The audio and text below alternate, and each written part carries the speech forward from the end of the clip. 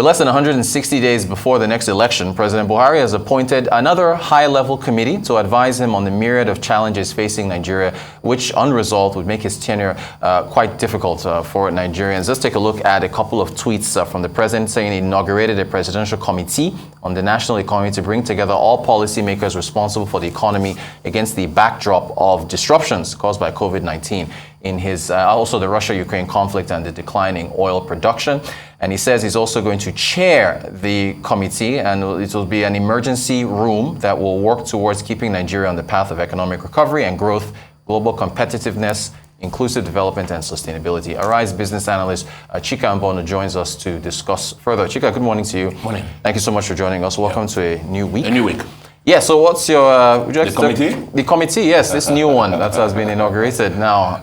Good. You know, Ross Perot, I hope I got the pronunciation right, said, if you see a snake, you kill the snake. Don't appoint committee on snake. Just kill it immediately. Just kill it immediately. Yeah. You know, and there's nobody that doesn't know our problems. Yeah. Nobody. You know, one, terrorism, banditry. I don't even know why they split the two. For me, it's the same thing. Yeah. You know, terrorism, banditry, theft of crude, you know, budgeting expenditure, lack of foreign direct investments, the subsidy, ballooning subsidy that we have. And so the problems are very, you know, very simple. Yeah. And please, I'm soaking in from some of the things that the venerable Atero Peter side. Yeah, the Atero Peter side quotes. Yeah.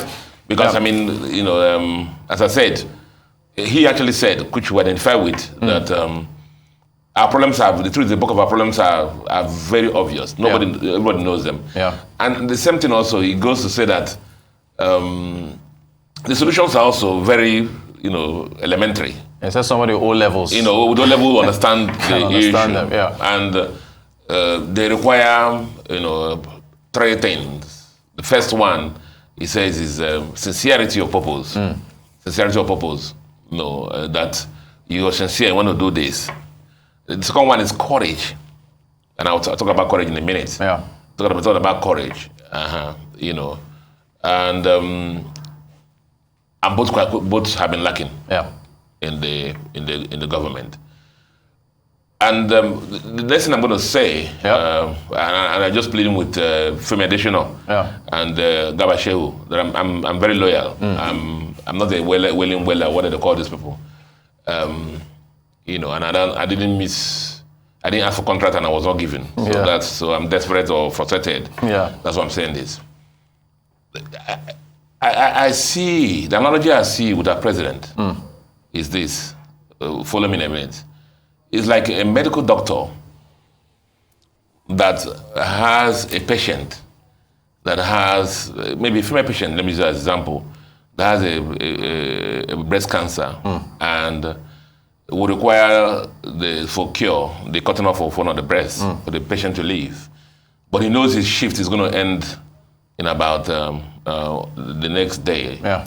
And so what he's doing is that he doesn't want, remember that there's an emotional thing about cutting off the breast, you know, forever, you know, to the family, to the husband, to the kids and stuff like that. And so he doesn't want to have that reputation as that doctor that did that. And so what he does is just be giving Panadol to the patient, waiting for when his shift will end. Yeah. You know, so he's not willing to take the hard decision. No courage to take the hard decision. So that's what I see the president had done by pushing this subsidy thing and other hard decisions to the next administration. Yeah. For example, I hear that the subsidy thing is effective to June or something like that. June when next year, any government is coming in May 29th. Yeah. So it's, you know, it's passed on. So that he can go back home, you know, with that reputation as that president that didn't trust suffering on Nigerians. So giving us Panadol for cancer. Not knowing that by the time this happens, the patient may actually die. And that's, for me, that's what an analogy I can give the president. I think it requires courage. It would not require committee. As Ross said, is that if you see a snake, kill the snake. You don't appoint committee on snakes. You know, so You have littered the place with so many statistics, and you can throw away statistics, amount lost, this number of states. They are obvious. That's this day headline. This day headline with Bismarck analysis. You know, they are obvious. Yeah. There's nobody that doesn't know that, as Mr. Telepres has already said. They're obvious. The losses are obvious. More than 2 years ago on this program, I told you that we're a broke country. Yep. When I said that day, you're looking at me with this thing that, do I know what I'm talking about? Yeah. You see, we need to be truthful to ourselves. And the fundamentals, the chicken has come home to roost. And that's, everybody now is like, coming to say, that the budget director who came to your program, Mr. Kabweze, said that we will not willingly go to IMF like other countries have gone, but it will be forced on us. And we are near there because all the parameters that prelude the common plans of IMF or the parameters are already there, staring us in our face. And so let's just continue to trudge on, and nobody doing anything. Non-state actors are now more stronger than us. But the problem is that I don't believe that is correct. See, 1.8 million barrels a day. As an OPEC quota. It came down, production, it came down to 1.6, nobody talked. 1.5, nobody talked. 1.3, nobody talked. 1.2, now almost nearly 1 million. So, is it that? It fell to 972,000 in August, I think, Is it that nobody's talking? Is it that nobody's seeing this thing? Is it that Baba says, no, don't stop me with report? Or that nobody is screaming things to the president? We have a minister for petroleum, minister for trade, minister for finance, the minister of trade is on the new committee. Yeah, so the easiest route is to go and print money and go and borrow money. Yeah. But the hard decisions we need to take in a country to make sure that we return our country to the path of sustenance. Nobody's willing to take it. We have passed it on to the next administration because we want to remain popular to the end of our tenure. It will not work. It's not fair. This country is bleeding, and even as Heather said, this person said, Bismarck said, May 29 is still a bit foul. So that means that the losses can continue to accumulate until because we don't see anything in the horizon that will portend a positivity for us. That's only open the floodgate of investments that are coming in, other things. It is still going to be borrowing, printing money and all those stuff. And it doesn't portend good for us. In a minute, Chika, is the argument that removing subsidy will put hardship on the people, is palliatives or other alternatives? I'm saying that what has happened in our country is lack of rigor. Right. Lack of rigor in the decision-making process.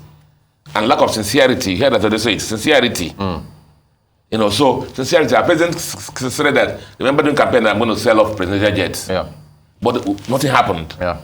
So if you're telling people not to sacrifice for a subsidy, what happened? So that's the kind of, I'm saying, if the government size, actually sacrifices and said, guys, look at what's happening. My presidential jets are 9. I've sold 8 or 7. Look at the money I put into the national, as my contribution. My governance structure is this. We will not buy any new cars. It's one of the presidents, I think it's Zambia or Ghana or one of those countries. I'm not buying, the cars are good, I'm not buying. So speak like that to the nation. The governors are all flying private jets all around. Meanwhile, they're all fact distribution centers. Nobody creating any wealth. And so those are the issues. And this is what's happening. This is how much you're going to recover from this subsidy, this thing, and this is how we're going to share it. This is accountability. Things, nation will hear now. Point well made. Arise Business Analyst Chika Mbonu. Chika, thank you so much for joining us to talk about the hard-hitting issues that we need to address. So I appreciate your time.